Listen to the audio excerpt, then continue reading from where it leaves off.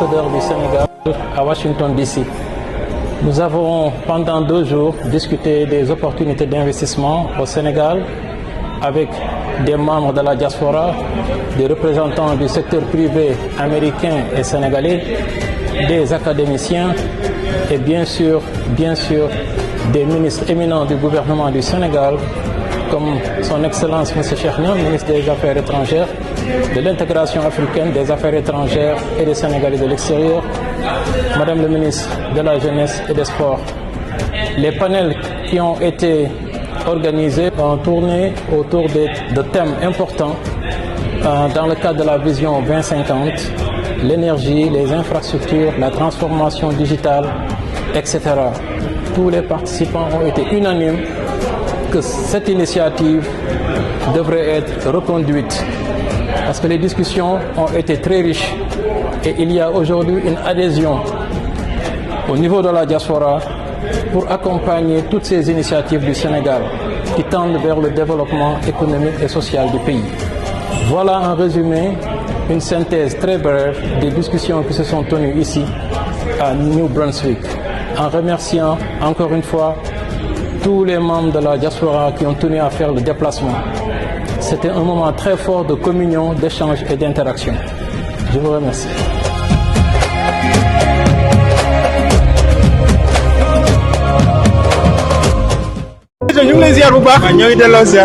Alors, ça fait plaisir de vous voir ici. Ouais, merci beaucoup pour l'accueil. Alors, mais déjà, lan mooy sa taxawaay tey ci journée bi. Bon, xam nga ñun nag dañoo ñëw d'abord en tant que sponsor, sponsoriser événement bi, mais aussi particulièrement pour nemmeeku la diaspora sénégalaise, waxtaan ak sénégalais yi nekk aux États-Unis ak aussi even Sénégal fu ñu mën di nekk rek dañuy waxtaan ak diaspora bi nekk Sénégal. Alors on a des projets au niveau de Petrosen, des projets surtout un en particulier mu Yaakaar Teranga. C'est un projet qui doit à terme sortir le Sénégal du sous-développement. Donc boobu nag moom la ñu ñëw pour waxtaan ak nit ñi parce que li ñu bëgg mooy sénégalais yi moomal ko seen bopp jëlal ko seen bopp et investir là-dessus.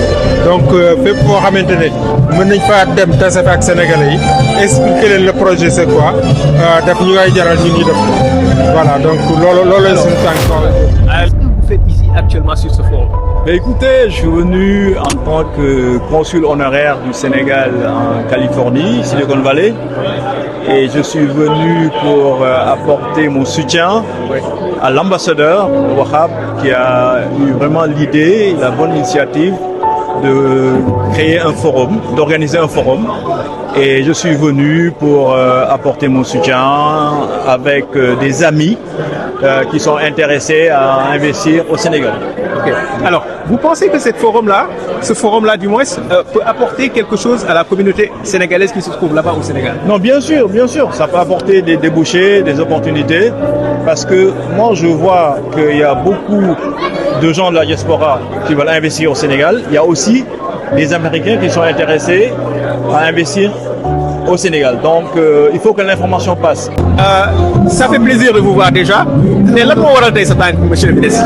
waaw dama ñëw fii d'abord Samba maa ngi lay nuyu kontaan de la gisaat di rafetlu sa taxawaay sa liggéey yaak sëñ Amadou seen taxawaay ci kuréel rafet na lool te lii rek a war nag sénégalais bu ñu nekk dañoo war a jàppalante xool lépp loo xam ne mën nañu ko def pour que lépp loo xam ne mooy intérêt sénégalais ñu mun koo promouvoir mun koo défendre ñu mun ko sauvegarder.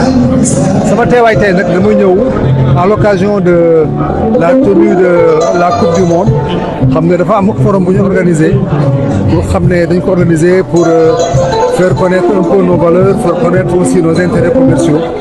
mu am solo lool que am gouvernement teew sénégalais yi teew ñu marqué événement bi marqué aussi événement bi en faisant en sorte aussi que mu nekk un moment de soutien à nos lions qui vont bientôt aller dans des joutes am ci ñoom yaakaar lool xam ne aussi que jom bu ñu mosoon am dañ koy aussi wonewaat et incha allah lañ fi seen ci incha allah yàlla dinañ dimbale loolu mën a sotti incha allah.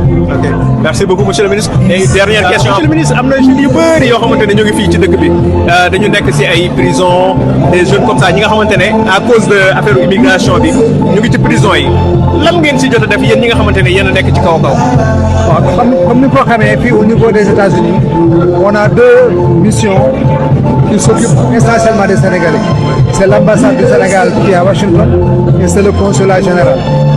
daanaka du ma toog weer te aw ma un compte rendu sur cette situation là te wóor na ma ne aussi que l'ambassadeur qui est à Washington comme le consul général ñoo ngi jox ay jéego pour toppatoo loolu moom lu wóor la pour ñun y a rien de plus important que le bien-être des Sénégalais qui sont ici rien de plus important que leur sécurité et la promotion de leurs intérêts donc loolu moom mën naa vraiment réaffirmer suñu détermination pour jàppale leen pour que daal lépp loo xam ne seen droit la ñu mën ko poursuivre.